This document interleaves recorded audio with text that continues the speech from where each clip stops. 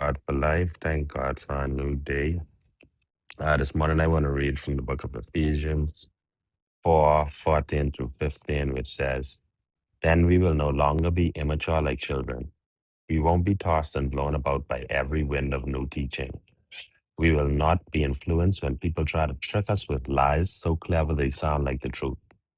Instead, we will speak the truth in love, growing in every way more and more like Christ, who is the head of his body, the church. And today, I'm just grateful for life. I'm grateful for health. I'm grateful for strength. I'm grateful for my children. Um, just the gratitude is never ending for me. Because I just feel like God has brought me so far, and I feel that there's so much more that He's taken me to. That I just have this never ending feeling of gratitude towards Him.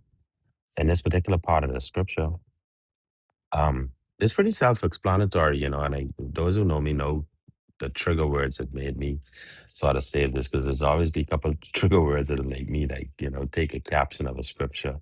But this one in particular, um, it what really stood out to me is where he said, "We won't be tossed and blown about by every wind of new teaching. We will not be influenced when people try to trick us with lies so clever that they sound like the truth." And as Christians, it's so important for us, especially not just Christians, as humans nowadays, we have access to so much information and so much information is being thrown at you. You could imagine, so back in those days, right? Everything was basically verbal and word of mouth. You know what I mean? And you would have these persons, going from town to town, and they had so many different beliefs then too. It was people. It was, I mean, I guess just like now, there's people who believed in this God and that God, and you had these Egyptians, and you had these people and that people, and you could imagine, for the followers of Christ, like how confrontational it must have been because at that particular time in history, they were most definitely the minority, you know, like they are now is where they walking around as we as Christians are walking around as a majority. We definitely was a minority. And Apostle Paul was telling them that, like you got to hold firm, like you can't, like you know the truth. Like we know the truth. We've seen what Christ has done in our lives. We've seen the change. We've seen the growth. We've seen um every single thing that God has done for us, and we've seen the miracles in action, right? But we can't be swayed by other persons who come in attempting to like show us similar things, or people who come in around us with these teachings. You know what I mean? We can't let the environments that we are placed in, whether willingly or unwillingly, allow us to be blown about like the wind. And basically that's what the apostle Paul's saying. Because nowadays, like you have access to so much information, and if you mind people like I completely just ignore the persons on the social media apps and stuff who like when they get into this whole trying to down Christianity, and like they try to come with you know, they just banter and go back and forth with people, and they seem to very much pick on Christians and try to bully Christians. And all I do is I silently pray for them in the background. I don't go back and forth with them. I don't argue with them. I just pray for them.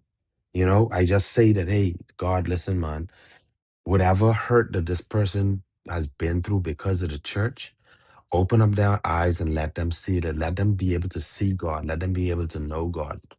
And that has just been my constant prayer in the background. And that's sort of what the Apostle Paul was reiterating in this, because he says, we will not be influenced when people try to trick us with lies so clever they sound like the truth. Instead, we will speak the truth in love. And again, that's just something that I constantly preach about and constantly say is that at the end of the day, you don't have to prove nothing to nobody. You don't have to go around telling people as a Christian. You don't have to wear it as no mantle. You don't have to walk around like you're a priest with the robes and the this and the that. You don't have to do none of that. The only thing you have to do is act like a Christian, act Christ like. You want to prove to somebody who's a Christian, show them how much you love them through all the foolishness that they put you through. You want to show somebody who's a Christian, teach them how to love. Show them, love them like how Christ loved the church. You know, help them when you see them down. Don't kick them when they down. If you really want to show somebody that you're a Christian, be a Christian. Be Christ-like. Start to ask yourself the questions, what would Jesus do? Start to focus on these important and the pertinent things in life, the stuff that really matter, not the money, not the cars, not the material things. Just worry about what matters. And the only thing that matters is whether or not you care about the person next to you enough that you want to spend eternity with them. So thank you everyone for the opportunity to speak. Today is a God bless Wednesday. I hope and I think. But anyway, I hope that it is. And I pray that God continues to rain his blessings over each and every one of your lives and to cover each and every one of you as you go throughout the day. I'm Carrie and I relinquish my mic